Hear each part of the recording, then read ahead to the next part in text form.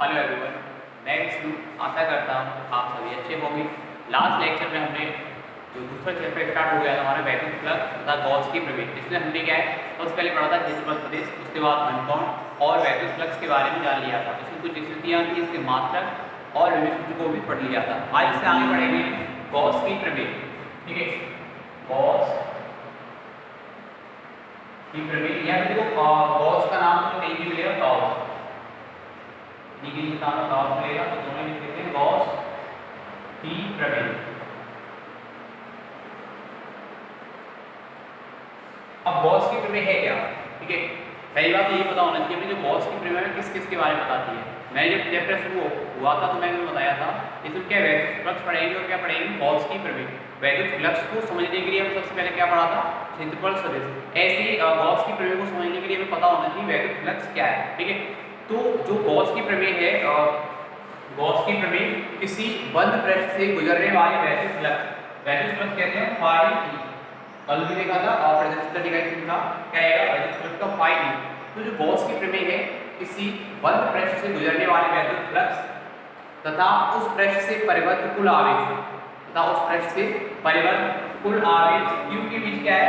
संबंध स्थापित करती है। इन दोनों के बीच यानी कि समझे फाई ई और Q यानी कि वैद्युत फ्लक्स और आवेश के बीच क्या संबंध बताती है। देखो समझते हैं क्या है गॉस की प्रमेय।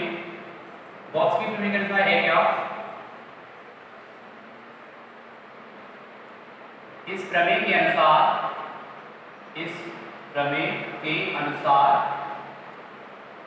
किसी बंद पृष्ठ से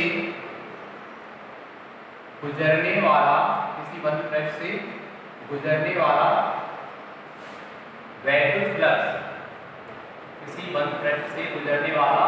वैद्युत फ्लक्स उस पृष्ठ से परिबद्ध कुल आवेश, मान लेते स्मॉल q है, कुल आवेश का 1/ε0 गुना होता है। तो क्या है गॉस के प्रमेय के अनुसार, इस प्रमेय के अनुसार किसी बंद पृष्ठ से गुजरने वाला वैद्युत फ्लक्स उस पृष्ठ से परिबद्ध कुल आवेश q का 1/ε0 गुना होता है। अब इसको समझते हैं। यदि किसी बंद पृष्ठ से गुजरने वाला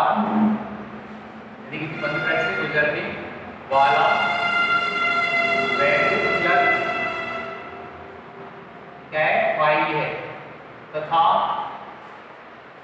इससे परिबद्ध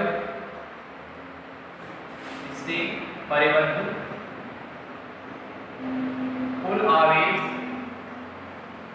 स्मॉल q है। इसके परिबद्ध क्या कुल आवेश क्या है? स्मॉल q है। तब गॉस की प्रमेय से क्या हो जाएगा? से क्या हो जाएगा? फाई ई बराबर क्या हो जाएगा? कुल आवेश q। तो गॉस के प्रमेय का अनुसार है कि किसी बंद पृष्ठ से गुजरने वाला वैद्युत फ्लक्स फाई ई उस पृष्ठ से परिबद्ध कुल आवेश q का क्या होता है? 1/ε0 गुना होता है। ध्यान रखिए ये ε0 है, इसे कहते हैं हवा या निर्वात की वैद्युतशीलता। तो क्या हो जाएगा? फाई बराबर एक तरह से यहाँ फाई बराबर बन जाएगा q/ε0। क्या हो जाएगा? फाई बराबर q/ε0। उसके बाद अगर बात करें और किसी पृष्ठ से बद्ध वैद्युत फ्लक्स का सूत्र है क्या? जो हमने लास्ट शेड्यूल में पढ़ा हुआ है, मैंने वैद्युत फ्लक्स में तो पढ़ाया हुआ है, तो उसके अकॉर्डिंग है क्या वैद्युत फ्लक्स? बात करें लेकिन पृष्ठ की बात की पृष्ठ के हिसाब से क्या है? लेकिन बंद पृष्ठ कैपिटल A से परिबद्ध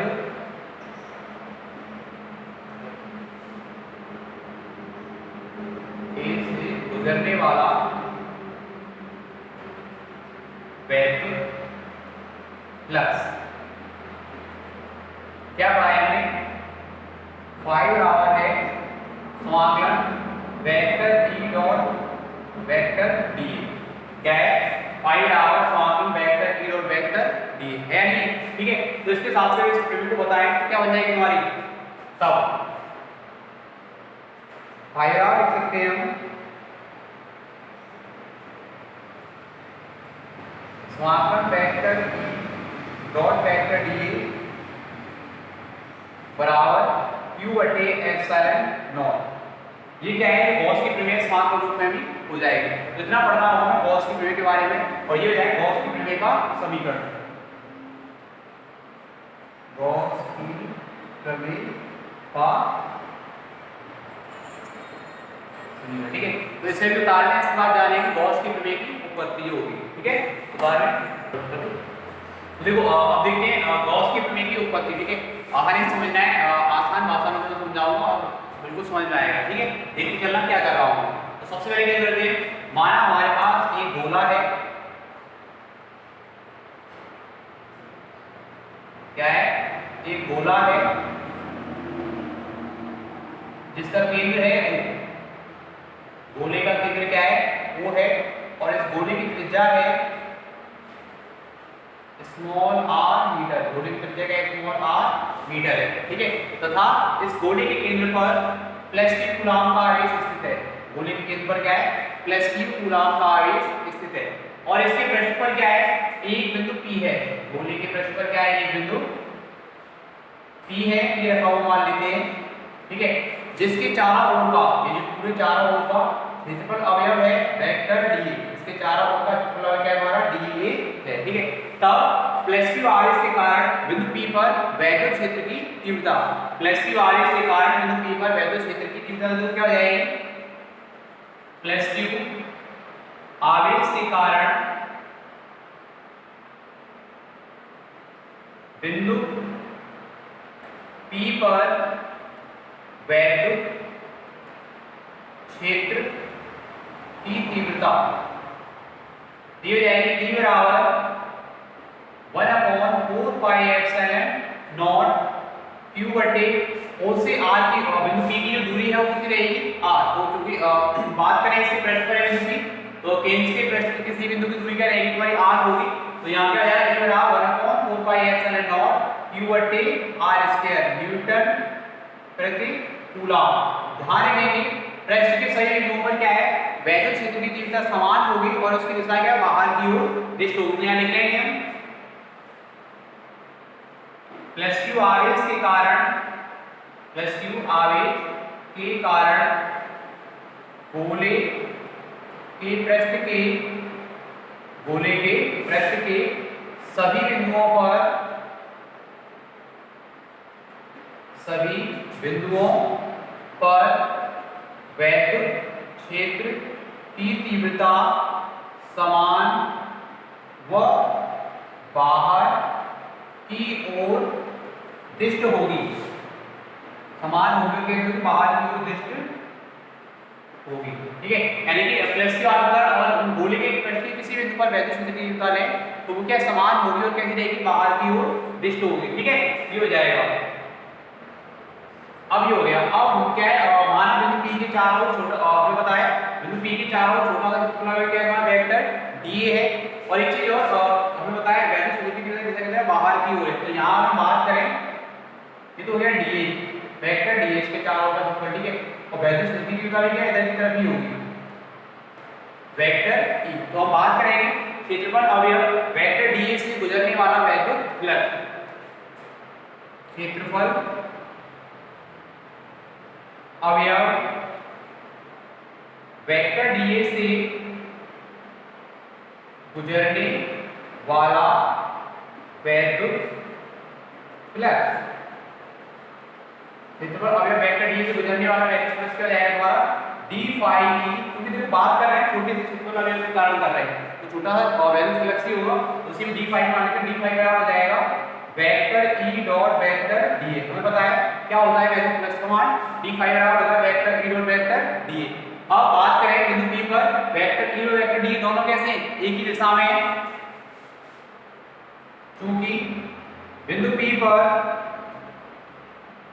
वेक्टर E व वेक्टर dA एक ही दिशा में है, एक ही दिशा में है। अतः थीटा कितना रहेगा हमारा 0 अंश। तो फिर ये मान क्या जाएगा हमारा, तब d फाई के बराबर हो जाएगा e dA cos 0। क्या जाएगा, क्योंकि e और d के बीच कोण क्या है हमारा 0 आ रहा है, तो उसके हिसाब से क्या जाएगा, और d फाई पर e dA cos 0, cos 0 को 1 क्या बन जाएगा हमारा e dA। अब ये तो हो गया भाई छोटे से सिंपल अवयव से गुजरने वाला वेक्टर प्लस e dA। लेकिन हमें चाहिए क्या, संपूर्ण गोले से, क्योंकि जो गॉस की प्रमेय बताती है किसी बंद पृष्ठ से पर गुजरने वाला वेक्टर प्लस उस पृष्ठ से परिबद्ध कुल आवेश का 1/ε0 गुणा होता है, वो हमें देखना है। तो क्या है, पूरी आकृति के लिए होता है, तो हम यहाँ ही देखेंगे। पूरे बात करें गोले से गुजरने वाला वेक्टर प्लस संपूर्ण गोले से गुजरने वाला वैद्युत फ्लक्स क्या हो जाएगा, फाई ई, फाई बराबर हो जाएगा समाकलन ए डी फाई ई, क्योंकि यहाँ पर जो मान है और पृष्ठ की क्षेत्रफल के सापेक्ष बदलेगा, तो क्या जाएगा, जो समाकलन करेंगे और क्षेत्रफल के लिए करेंगे, क्या जाएगा समाकलन ए डी फाई ई, और डी फाई के लिए मान है समाकलन ई डी ए, ये हो जाएगा। ठीक है, और अगर अचर पद होंगे जो बगैर समाकलन वाले होंगे, जो बगैर डी के होंगे, ऐसे समझिए हम, अचर पद होंगे उनको कर लेंगे बाहर। ई का मान क्या है यहाँ पर, चूंकि लक्ष्य बिंदु पर क्या है समान है, बदल नहीं रहा है, तो ई को क्या कर लेंगे बाहर ले आएंगे समाकलन के, तो क्या जाएगा हमारा ई समाकलन ए डी, ये हो जाएगा हमारा। ठीक है, अब इससे जब मान निकालेंगे समाकलन डी ए बराबर होगा कैपिटल ए, क्योंकि देखो मान लीजिए जैसे ये लिखा हुआ है समाकलन ए dx, समाकलन जब पढ़े होंगे तो वहां देखा होगा, अगर हम एक का समाकलन कर रहे हैं तो कितना होता है, x के साथ में क्या होता है x। ऐसे यहाँ पर अब कोई नंबर तो है नहीं, तो 1 मानेंगे, तो 1 का समाकलन करेंगे तो क्या आएगा हमारा a, और इसी मतलब क्या होगा यहाँ पर गोले का क्षेत्रफल क्या जाएगा बराबर गोले का पृष्ठीय क्षेत्रफल,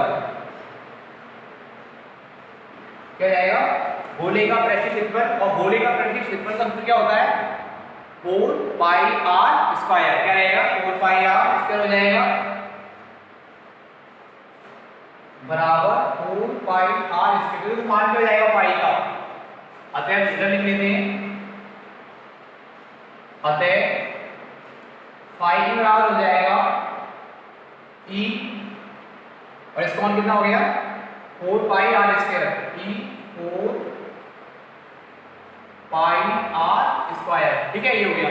अब देखो यहाँ पर हमने बिंदु P पर वेक्टर क्षेत्र की कितना निकाली थी, सभी बिंदुओं पर समान है, e बराबर क्या था 1/2 पाई एप्सिलॉन नॉट q बटे r स्क्वायर। इसको मान लेता हूं समीकरण नंबर 1 मान लेता हूं। ठीक है, तो यहाँ करेंगे क्या, अब समीकरण नंबर 1 से e का मान लिखेंगे यहाँ पर, समीकरण नंबर 1 से e का मान रखने पर, समीकरण नंबर 1 से अगर e का मान लिखेंगे तो क्या आएगा हमारा ये फाई e बराबर हो जाएगा e का मान 1/4 पाई एप्सिलॉन नॉट q बटे r स्क्वायर, और इधर 4 पाई r स्क्वायर। अब देखो यहाँ पर हम बात करें 4 पाई से क्या है 4 पाई से कट जाएंगे, r स्क्वायर से r स्क्वायर कट जाएंगे, तो क्या हो जाएगा हमारा फाई e बराबर हो जाएगा q बटे एप्सिलॉन नॉट, q बचेगा यहाँ पर q और इधर बचेगा एप्सिलॉन नॉट, क्या हो जाएगा फाई बराबर q बटे एप्सिलॉन नॉट। और अभी हमने पढ़ा है यही क्या है गॉस की प्रमेय, यही गॉस की प्रमेय है। ठीक है, समझ में आया है, दोबारा से देखते हो, पहले पूरा एक बार देख लेते हैं। सबसे पहले जो चित्र होगा उसके बारे में लिखेंगे, तो जो मैंने मान आया इसके बारे में मैं लिखा ही देता हूँ। ठीक है, जब शुरू करेंगे लिखना जो तो ऐसा करना है, पहले समझना है उसके बाद लिखना होगा। ठीक है, तो ऐसे हमारा हुआ सबसे पहले क्या किया मैंने, माना है गोला है, माना एक गोला है जिसका केंद्र क्या है कैपिटल O तथा त्रिज्या स्मॉल r है। गोले का केंद्र क्या है O है और त्रिज्या क्या है स्मॉल r है। गोले के केंद्र पर प्लस q कूलाम का आवेश स्थित है, ठीक है, ये जाएगा। तथा गोले के पृष्ठ पर, गोले के पृष्ठ पर एक बिंदु कैपिटल P है। क्या है? एक बिंदु कैपिटल P है, जिसके चारों ओर का छोटा सा क्षेत्रफल अवयव क्या है? DA है। क्या है? इसके चारों ओर का क्षेत्रफल क्या वेक्टर DA है, बात करें DA यही हो जाएगा। तो फिर एक बार समझ लेते हैं, आपसे क्या पूरी हेडिंग समझ आ जाएगी। सबसे पहले क्या माना हमने? माना है गोला है, इसका केंद्र क्या है? O है, और त्रिज्या क्या है? R है। इसी केंद्र पर क्या है? प्लस q कूलम्ब का आवेश स्थित है। इसके बात करें पृष्ठ पर एक बिंदु P है, जिसके चारों ओर का क्षेत्रफल अवयव क्या है? DA है। तब प्लस q आवेश के कारण बिंदु P पर वैद्युत क्षेत्र की तीव्रता क्या हो गई? E बराबर 1/4 पाई एप्सिलॉन q बटे r स्क्वायर न्यूटन प्रति कूलम्ब। बिंदु आवेश के कारण वैद्युत क्षेत्र की तीव्रता का एक सूत्र था, उसके हिसाब से हमने ये किया है, ठीक है, ये हो गया। अब बात करें जो प्लस q आवेश के कारण गोले के पृष्ठ के सभी बिंदुओं पर क्या है? वैद्युत क्षेत्र की दिशा कैसी रहेगी? समान होगी, और इसकी दिशा किधर रहेगी? बाहर की ओर दिशा होगी। दिशा किधर रहेगी तुम्हारी इसकी? क्या है? यहाँ ले और मान लो इधर वाले पॉइंट पर ले रहे हैं, ठीक है, दिशा क्या है? इधर की तरफ हो जाएगी। और हम यहाँ ले रहे हैं इस वाले बिंदु पर वैद्युत क्षेत्र निकालना है, तो इधर की तरफ हो जाएगी, ठीक है, सभी बिंदुओं पर ये रहेगी। तो क्या हो गया?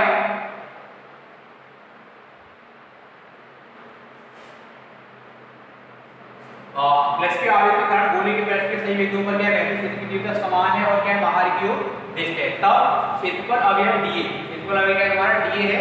वेक्टर DA से गुजरने वाला वैद्युत फ्लक्स, छोटे से क्षेत्रफल के कारण छोटे से क्षेत्रफल अवयव से गुजरने वाला वैद्युत फ्लक्स निकाल रहे हैं, तो क्या मान लिया हमने? d फाई है। d फाई क्या जाएगा? वेक्टर E जो वैद्युत क्षेत्र की तीव्रता है डॉट वेक्टर DA सूत्र के साथ से, ठीक है, ये हो जाएगा। अब बिंदु P पर अब बात करें E और DA हम देख रहे हैं सूत्र के साथ से, दोनों कैसे हैं? एक ही दिशा में, तो इनके बीच कोण क्या हो जाएगा हमारा? थीटा बराबर 0। तब d फाई क्या हो जाएगा? e dA cos 0, cos 0 का मान 1, तो d फाई का मान हो गया e dA, ठीक है, ये हो जाएगा। ये तो हो गया छोटे से क्षेत्रफल अवयव से गुजरने वाला वैद्युत फ्लक्स। लेकिन हमें चाहिए क्या? संपूर्ण गोले से गुजरने वाला वैद्युत फ्लक्स। तो फिर क्या हो जाएगा? संपूर्ण गोले से गुजरने वाला वैद्युत फ्लक्स हो जाएगा फाई बराबर समाकलन a d फाई। इससे मतलब क्या है हमारा? जो मान है यह देखना है क्षेत्रफल इसके पृष्ठ के कारण बदल रहा है, तो जो हम समाकलन ले रहे हैं तो क्या है? पूरे पृष्ठ के लिए लेंगे, तो क्या है? समाकलन a d फाई की, ठीक है, d फाई का मान क्या है? e dA, समाकलन a e dA हो गया। अब जो मान परिवर्तन है क्या बदल रहा है? पहले छोटा क्षेत्रफल है, अब क्या ले रहे हैं? पूरा क्षेत्रफल ले रहे हैं। मान किसका बदल रहा है? क्षेत्रफल का। यहाँ परिवर्तन राशि कौन सी रहेगी? dA होगी, और तो e अचर रहेगा, यानी कि इसका मान बदलना नहीं है, e क्या आ जाएगा हमारा? बाहर आ जाएगा। तो क्या हो गया? समाकलन a dA, क्योंकि dA का मान क्या बदल रहा है। अब समाकलन a dA का मान कितना होगा हमारा? समाकलन करेंगे तो इसका क्या आएगा? a, और इसका मतलब क्या है? गोले का पृष्ठीय क्षेत्रफल, और गोले का पृष्ठीय क्षेत्रफल क्या होता है? 4 पाई r स्क्वायर। तो क्या हो जाएगा मतलब फाई का मान? फाई बराबर हो जाएगा e, और इसका मान dA का कितना है? 4 पाई r स्क्वायर। तो क्या हो गया? फाई बराबर e 4 पाई r स्क्वायर। लेकिन हमने समीकरण, इसको हमने समीकरण नंबर 1 माना है, समीकरण नंबर 1 के साथ क्या जाएगा? e का मान क्या है? फाई बराबर e का मान 1/4 पाई एप्सिलॉन नॉट q बटे r स्क्वायर, और इसका ये मान है 4 पाई r स्क्वायर। r स्क्वायर से r स्क्वायर कट जाएंगे, और 4 पाई से 4 पाई कट जाएंगे, तो क्या आएगा हमारा? फाई बराबर q बटे एप्सिलॉन नॉट, ये हो जाएगी गॉस की प्रमेय, ठीक है, इससे हो जाएगी। तो उदाहरण है इससे, तो इसका नेक्स्ट देखेंगे इसके अनुप्रयोग। तो देखो अब क्या है, अभी हमने गॉस की प्रमेय की उत्पत्ति भी जानी, उसके बाद क्या है? गॉस की प्रमेय के अनुप्रयोग जानेंगे। गॉस की प्रमेय के अनुप्रयोग अब देखो है क्या? तो गॉस की प्रमेय है, उसकी सहायता से सममित आवेश के कारण विभिन्न स्थितियों में क्या है? वैद्युत क्षेत्र की तीव्रता आसानी से निकाल सकते हैं, बहुत ही सहायक होती है। तो इसी के लिए हम मतलब इन्हीं क्रम में जानेंगे गॉस की प्रमेय के अनुप्रयोग। गॉस की प्रमेय को कहाँ उपयोग करते हैं? कहाँ प्रयोग करेंगे? सममित आवेश की जो स्थितियां होंगी उनके कारण वैद्युत क्षेत्र की तीव्रता निकालने में गॉस की प्रमेय का प्रयोग किया जाएगा। तो सबसे पहले तो इसमें जानेंगे अनंत लंबाई के समान आवेशित सीधे तार के निकट वैद्युत क्षेत्र की तीव्रता। एक और स्थिति होगी ऐसी, अनंत विस्तार वाली चादर, अचालक चादर या चालक चादर के कारण वैद्युत क्षेत्र की तीव्रता, और भी होंगे गोली कोष के कारण, गोले के कारण, उन सभी स्थितियों में क्या है, गॉस के प्रमेय की सहायता से वैद्युत क्षेत्र की तीव्रता ज्ञात करेंगे। तो इसी क्रम में क्या है, सबसे पहला हमारा जो गॉस के प्रमेय का अनुप्रयोग है नंबर 1 रहेगा, अनंत लंबाई के एक समान आवेशित सीधे तार के निकट वैद्युत क्षेत्र की तीव्रता। ठीक है, हेडिंग को थोड़ा ध्यान से समझना है, आसानी से आ जाएगा समझ में, लेकिन जो भी मैं बोलूंगा बताऊंगा उसको ध्यान से देखना है। ठीक है, तो क्या है, अनंत लंबाई के एक समान आवेशित सीधे तार के निकट वैद्युत क्षेत्र की तीव्रता। एक चीज और, इसके लिए मैं तुम्हें एक हेडिंग पढ़ाई थी, आवेशों का सतत वितरण, उसमें एक हेडिंग थी रेखीय आवेश घनत्व। क्या थी? रेखीय आवेश घनत्व। देखो रेखीय आवेश घनत्व क्या है, किसी तार की प्रति एकांक लंबाई पर वितरित आवेश की मात्रा को बताता है। क्या बताता है? तार की प्रति एकांक लंबाई पर वितरित आवेश की मात्रा को कहते हैं रेखीय आवेश घनत्व। ये उसके संबंध में बताता है। ठीक है, तो देखो करते क्या है, अब इसको समझते हैं। सबसे पहले अनंत लंबाई की क्या है, तार है, तो मानते हैं माना अनंत लंबाई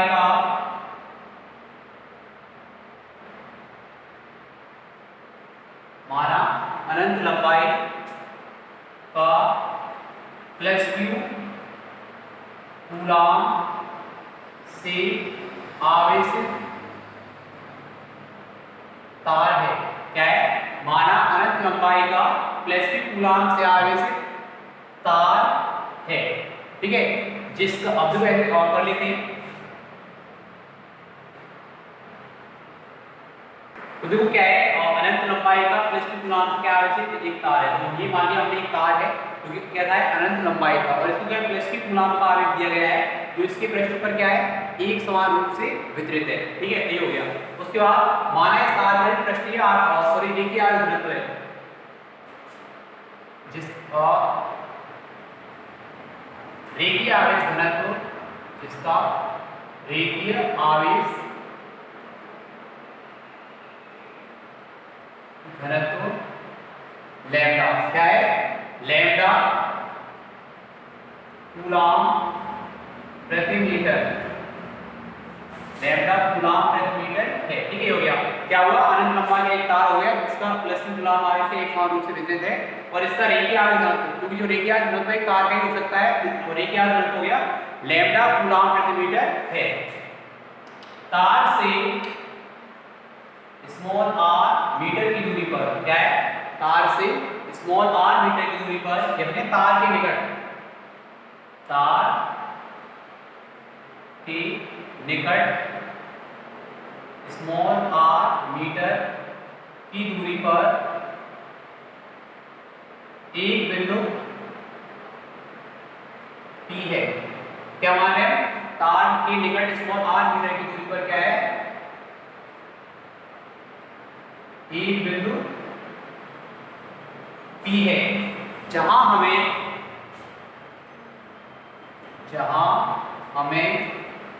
वैद्युत क्षेत्र की तीव्रता, ज्ञात करनी है। यहाँ क्या करना है, वैद्युत क्षेत्र की तीव्रता ज्ञात करनी है। तो इसके लिए करते क्या है, इसके लिए बिंदु P से गुजरता हुआ, क्या करते हैं, इसके लिए बिंदु P से गुजरता हुआ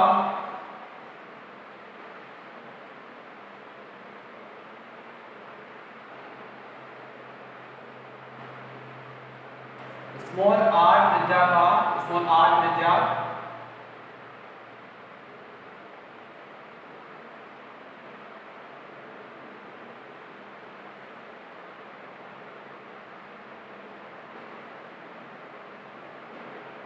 इसके कारण बिंदु P से गुजरता हुआ स्मॉल r त्रिज्या का व कैपिटल A ऊंचाई का गॉसियन बेलन खींचते हैं। क्या कर रहे हैं, एक गॉसियन बेलन खींचते हैं।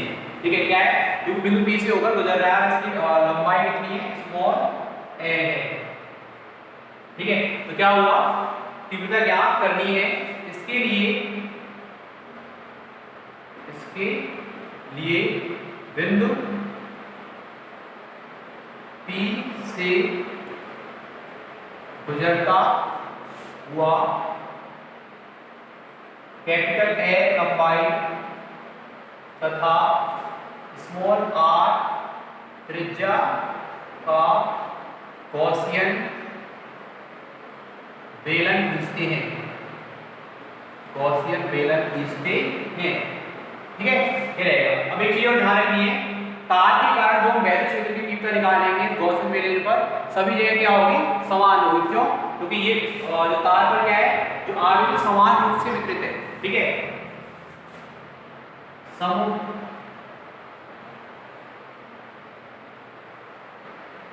के कारण, सममिति के कारण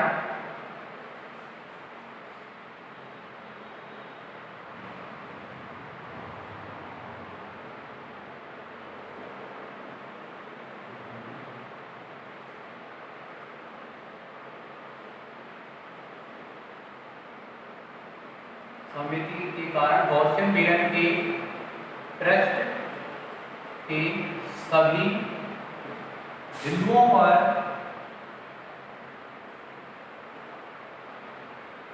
वैद्युत क्षेत्र की तीव्रता समान व बाहर की ओर दृष्ट होगी। क्या रहेगी? वैद्युत क्षेत्र की तीव्रता समान होगी और कैसी रहेगी, बाहर की ओर दृष्ट रहेगी। ठीक है,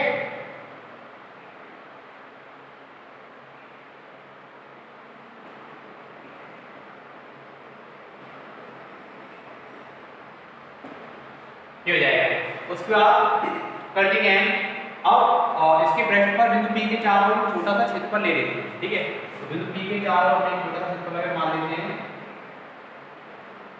D, क्या मान लेते हैं, D मान लेते हैं। ठीक है, माना बिंदु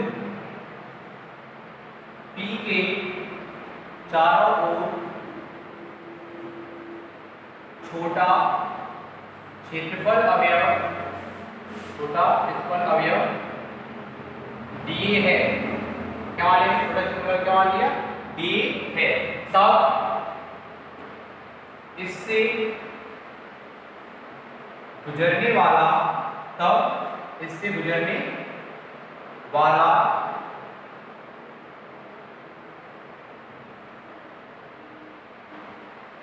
वैद्युत फ्लक्स, तो क्या जाएगा, d फाई बराबर vector E dot vector DA।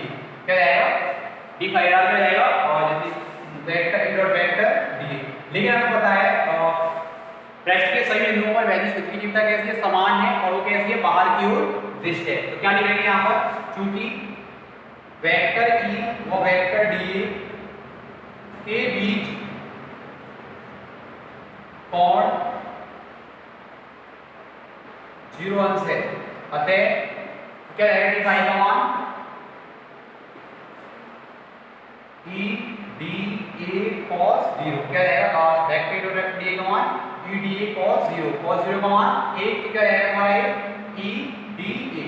तो बिंदु P के चारों ओर छोटे क्षेत्रफल अवयव DA से गुजरने वाला वैद्युत फ्लक्स हो गया E dA। अब लेकिन गॉस के प्रमेय क्या है, संपूर्ण पृष्ठ से गुजरने वाले वैद्युत फ्लक्स के बारे में बताती है। ठीक है, तो ये संपूर्ण गॉसियन बेलन से गुजरने वाला वैद्युत फ्लक्स निकालेंगे हम। ठीक है, देखो लेते हैं ऐसे, देखो एक चीज और। ठीक है, ये हो गया। अब संपूर्ण गॉसियन बेलन भी लेंगे हम। देखो एक तो वक्र पृष्ठ होगा ही होगा साथ में, और उसके साथ ही क्या होंगे, बेलन के सिरे होंगे, एक ऊपर वाला सिरा और एक नीचे वाला सिरा। ठीक है, और देखो यहाँ पर हम बात करें इसके क्षेत्रफल से, इसकी मान लो ये हमने यहाँ पर मान लिया। ठीक है, ऐसे देखो नीचे की तरफ भी मान सकते हैं। वैद्युत क्षेत्र की तीव्रता की दिशा क्या है, बाहर की ओर होगी। वैद्युत क्षेत्र की तीव्रता की दिशा क्या है, बाहर की ओर रहेगी। ठीक है, ये जाएगी। वही बात करें इसके क्षेत्रफल की, तो बिल्कुल ऐसे करके होगा, तो इसका क्षेत्रफल की दिशा किधर रहेगी, हमारी नीचे की तरफ रहेगी। ये हो जाएगा। ठीक है, ऐसे ऊपर वाले सिरे की बात करें तो इसका बिल्कुल ऐसे ये वाला पॉइंट, अब इसका क्षेत्रफल जो है समतल क्षेत्रफल उसकी दिशा किधर है, ऊपर की तरफ रहेगी। तो यहाँ क्या जाएगा हमारा ये वेक्टर E। एक चीज देखो यहाँ में समझ में आ रही है, गॉसियन बेलन की सीमा पर हम देख ले वेक्टर E और वेक्टर D, वेक्टर E और वेक्टर D दोनों के बीच कोण कितना है, 90 अंश है। तो क्या इनसे गुजरने वाला कोई वैद्युत फ्लक्स होगा, यानी कि देखो और हम समझें भाई d फाई का मान होता है EA cos थीटा। क्या है, EA cos थीटा। अब स्लों की बात देखो यहाँ पर क्या है, जो कोण है दोनों उनके समकोण कोण क्या हो रहा है ए और डी के बीच 90 अंश हो रहा है, तो इनसे क्या है कोई वैद्युत फ्लक्स नहीं गुजरेगा। जो भी वैद्युत फ्लक्स गुजरेगा वो क्या है गॉसियन बेलन के किससे गुजरेगा, वक्र पृष्ठ से गुजरेगा। जो भी वैद्युत फ्लक्स गुजरेगा वो कहां से गुजरेगा, गॉसियन बेलन के वक्र पृष्ठ से गुजरेगा। ठीक है, देखो तब बात करें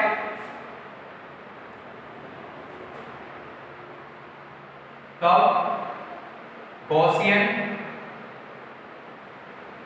बेलन से गुजरने वाला वैद्युत फ्लक्स, क्या करेंगे, गॉसियन बेलन से गुजरने वाला वैद्युत फ्लक्स तो क्या हो जाएगा, फाई ई बराबर समाकलन के ई डी, वही जो अभी इससे गॉस के बेलन की उत्पत्ति हमने देखा था उसी के हिसाब से समाकलन ए डी। अब इससे समाकलन यानी कि जो मान है वो कौन सा बदलेगा हमारा, डी का बदलेगा, तो फिर क्या हो जाएगा हमारा ई समाकलन ए डी। ठीक है, ये हो जाएगा। अब समाकलन ए डी बराबर हो जाएगा हमारा ई, और ए से मतलब रहेगा यहाँ पर गॉसियन बेलन का वक्र पृष्ठ, ये बराबर रहेगा हमारा गॉसियन बेलन का वक्र पृष्ठ। ठीक है, गॉसियन बेलन का वक्र पृष्ठ होगा, और गॉसियन बेलन की बात करें बेलन के वक्र पृष्ठ का सूत्र क्या होता है 2 पाई r है, तो उसी के हिसाब से क्या हो जाएगा हमारा यहाँ पर 2 पाई r त्रिज्या होती है l ऊंचाई, लेकिन यहाँ पर ऊंचाई क्या मान रहे हैं l ले रहे हैं, तो क्या जाएगा 2 पाई r है। ठीक है, ये हो गया। अब यहाँ पर देख रहे हैं गॉसियन बेलन के वक्र पृष्ठ से गुजर रहा है वैद्युत फ्लक्स, संपूर्ण पृष्ठ से नहीं गुजर रहा है। क्यों नहीं गुजर रहा है, क्योंकि इसलिए श्रेणी है वहां पर मैंने बताया हुआ है ई और डी के बीच कोण कितना 90 अंश है, जिनसे क्या कोई वैद्युत फ्लक्स गुजरेगा नहीं गुजरेगा। क्योंकि बेलन के सिरों पर वेक्टर ई और वेक्टर डी के बीच कोण 90 अंश है। देखो ध्यान रहेगा, मैं लिख देता हूं, गॉसियन बेलन के सिरों पर वेक्टर ई और वेक्टर डी के बीच कोण कितना है 90 अंश है, अतः इनसे कोई वैद्युत फ्लक्स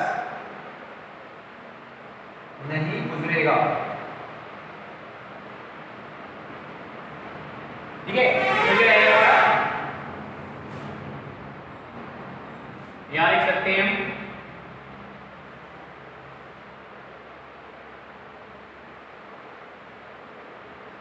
अतः संपूर्ण गॉसियन बेलन से गुजरने वाला वैद्युत फ्लक्स तो क्या जाएगा फाई ई बराबर ई, और समाकलन डी कौन कितना हो रहा है 2 पाई आर एल, क्या जाएगा हमारे यहाँ पर 2 पाई आर एल। ठीक है, ये जाएगा। लेकिन गॉस के प्रमेय से क्या होता है, लेकिन गॉस की प्रमेय से क्या, गॉस की प्रमेय से क्या है पाई की बराबर है q बटे एप्सिलॉन नॉट, क्या है पाई बराबर q बटे एप्सिलॉन नॉट, अतः ये क्या जाएगा, अतः पाई का मान लिखेंगे है q बटे एप्सिलॉन नॉट बराबर e 2 पाई r है। ठीक है, और हमें निकालनी क्या है वैद्युत क्षेत्र की तीव्रता, हमें क्या है इस e का मान निकालना है, e का मान निकालने के बाद 2 पाई कहां आएंगे हमारे बट्टी में आएंगे, तो मैं क्या लिख सकता हूं e बराबर हो जाएगा 2 पाई अगर नीचे आएंगे तो 1 अपॉन 2 पाई एप्सिलॉन नॉट, 2 पाई इसको एप्सिलॉन और नॉट के साथ लिख लिया। ठीक है, 2 पाई एप्सिलॉन नॉट r, और क्या जाएगा q बटे l, क्या जाएगा 2 पाई एप्सिलॉन नॉट r और q बटे में क्या आएगा हमारे l ऐसे लिख लिया। ठीक है, लेकिन हमें बताया क्योंकि रेखीय आवेश घनत्व लैम्डा क्या होता है q बटे रेखीय आवेश घनत्व और लैम्डा क्या होता है q बटे l, तो यहाँ पे q बटे l आ रहा है, इसका मान क्या लिख सकता हूँ मैं लैम्डा हो जाएगा। ठीक है, तो फिर क्या हो जाएगा e बराबर लैम्डा बटे 2 पाई एप्सिलॉन नॉट r, ये हो जाएगा अनंत लंबाई के तार के कारण वैद्युत क्षेत्र की तीव्रता, क्या हो जाएगा e बराबर लैम्डा बटे 2 पाई एप्सिलॉन नॉट r। दूसरे रूप में देखो इसको मैं लिख सकता हूं, अगर मैं ऊपर नीचे 2 से गुणा करता हूं, क्योंकि हमें पता है जब हम सवाल को हल कर रहे होते हैं 2 पाई एप्सिलॉन नॉट को 1/4 पाई एप्सिलॉन नॉट वाले पदों में देखते हैं, ठीक है। तो ऐसा करता हूं मैं, इसमें ऊपर नीचे 2 से गुणा करता हूं, तो इस वाले पद को मैं ऐसे लिख सकता हूं e बराबर 1/4 पाई एप्सिलॉन नॉट, नीचे अगर 2 से गुणा किया तो कितने आएगा तुम्हारे 4, ऊपर क्या जाएगा 2 लैम्डा बटे r न्यूटन बटे कूलॉम। ये क्या है, अनंत लंबाई के तार के कारण वैद्युत क्षेत्र की तीव्रता का सूत्र, ठीक है। तो एक बार इसे देखो, मैं रिवाइज करा देता हूं जिससे आसानी हो जाएगी समझने में। देखो क्या है, सबसे पहले हमने माना था एक अनंत लंबाई का क्या है, तार है, क्योंकि प्लस कूलॉम से क्या है, आवेशित है, और इसका रेखीय घनत्व क्या है हमारा, लैम्डा कूलॉम प्रति मीटर है। तार से स्मॉल r मीटर की दूरी पर क्या है, एक बिंदु P है। तार से स्मॉल r मीटर की दूरी पर क्या है, एक बिंदु P है, जहां हमें वैद्युत क्षेत्र की तीव्रता ज्ञात करनी है। इसके लिए क्या किया है मैंने, इसके लिए बिंदु P से गुजरता हुआ स्मॉल r त्रिज्या और कैपिटल L क्या किया हमने, गॉसियन बेलन खींचा है, ठीक है, ये हो गया था। और इस गॉसियन बेलन पर तार के कारण सभी बिंदुओं पर क्या वैद्युत क्षेत्र की तीव्रता समान होगी और उसकी दिशा क्या है, बाहर की ओर दृष्ट होगी, ठीक है, ये रहेगा। उसके बाद क्या किया हमने, बिंदु P के चारों ओर एक छोटा सा समतल अवयव माना d, इससे गुजरने वाला वैद्युत फ्लक्स, क्योंकि यहाँ पर बिंदु P के चारों ओर छोटा समतल अवयव क्या हमने d दिया है, तब इससे गुजरने वाला वैद्युत फ्लक्स दिखाएगा क्या होगा, vector E dot vector d। अगर बात करें बिंदु P पर, तो वेक्टर E और वेक्टर d दोनों कैसे एक ही दिशा में है, तो d फाई मान क्या जाएगा, e dA cos 0, cos 0 का मान 1, तो क्या जाएगा e dA, ठीक है, हो गया। अब गॉसियन बेलन से गुजरने वाला वैद्युत फ्लक्स, गॉस की प्रमेय का उपयोग कर रहे हैं, तो जो भी आकृति होगी उसके संपूर्ण पृष्ठ के लिए लेंगे, और जो भी होगा गॉसियन आकृति होगी उससे गुजरने वाला वैद्युत फ्लक्स, तो यहाँ में लिया गॉसियन बेलन से गुजरने वाला वैद्युत फ्लक्स, क्या जाएगा, फाई बराबर समाकलन a e dA, ठीक है, जाएगा। अब e का समाकलन होगा नहीं क्योंकि अचर पद रहेगा, क्योंकि यहाँ हमने देखा है अस्थायी बिंदु पर क्या वैद्युत क्षेत्र की तीव्रता कैसी है, समान है, ठीक है। अब e बाहर आ जाएगा तो क्या है, समाकलन a dA, dA मतलब समाकलन a dA मतलब होगा गॉसियन बेलन का वक्र पृष्ठ, क्यों होगा मैं नीचे बता ही रहा हूं, ठीक है। तो आगे d क्या रहेगा a, और इसका मतलब है गॉसियन बेलन का वक्र पृष्ठ, और गॉसियन बेलन का वक्र पृष्ठ क्या रहेगा हमारे यहाँ पर 2 पाई rl। क्यों ले रहे हैं, क्योंकि देखो है क्या, इस गॉसियन बेलन की सतहों पर वेक्टर E और वेक्टर D दोनों कैसे हो रहे हैं, समझाया हुआ अभी, एक दूसरे से 90 अंश पर कार्य करते हैं। तो क्या है, क्योंकि बेलन की सतहों पर वेक्टर E और वेक्टर D के बीच कोण कितना है, 90 अंश है, तो इससे क्या है, कोई वैद्युत फ्लक्स नहीं गुजरेगा, ठीक है। तब संपूर्ण गॉसियन बेलन से गुजरने वाला वैद्युत फ्लक्स क्या हो जाएगा, तो केवल वक्र पृष्ठ में गुजरेगा, संपूर्ण पृष्ठ की बात होगी तब। तो संपूर्ण गॉसियन बेलन से गुजरने वाला वैद्युत फ्लक्स क्या हमारा फाई बराबर E, और समाकलन a d को कितना मान आ गया, 2 पाई rl। किसका मान निकालना है इसमें, हमें e का निकालना है, ठीक है। तो उसके लिए गॉस की प्रमेय के अनुसार क्या होता है, फाई बराबर q बटे एप्सिलॉन नॉट, q बटे एप्सिलॉन नॉट का हम यहाँ मान लिखा, फाई का मान लिखो तो क्या जाएगा, q बटे एप्सिलॉन नॉट बराबर e 2 पाई rl। इसका मान निकालना है हमें, यहाँ पर e का मान निकालना है, e का मान निकालना है तो कोई आ जाएगी नीचे, फिर इस समीकरण को मैं लिख सकता हूँ e बराबर 4 pi epsilon not r q बटे l, लेकिन तार का रेखीय घनत्व क्या है, लैम्डा, और लैम्डा का क्या होता है, q बटे l। तो क्या हो गया हमारा e बराबर, इसका मान हो गया लैम्डा बटे 2 pi epsilon not r Newton प्रति कूलॉम। ये क्या हो गई, अनंत लंबाई के तार के कारण वैद्युत क्षेत्र की तीव्रता। वहीं अगर इसे ऊपर नीचे 2 से गुणा करें तो क्या पद बन जाएगा तुम्हारा, e बराबर 1/4 पाई एप्सिलॉन नॉट 2 लैम्डा बटे r न्यूटन प्रति कूलॉम। तो आशा करता हूं आज का ये लेक्चर समझ में आया होगा, और पहले इस वीडियो को उतारें, ठीक है, और सॉरी जो लिखा हुआ है उसको उतारें। उतारने के बाद अगर कोई भी तुम्हारे प्रॉब्लम्स आ रहे हैं, कहीं भी कोई डाउट आया है इसमें, तो कमेंट करके बताएं, तुम्हारा जो भी प्रॉब्लम हो उसे क्लियर कर दूंगा, ठीक है। तो आशा करता हूँ ये वीडियो तुम्हें अच्छा लगा होगा। अच्छा लगा है वीडियो तो वीडियो को लाइक करें और कमेंट करें, और साथ ही साथ दोस्तों के साथ शेयर करें, ठीक है। धन्यवाद।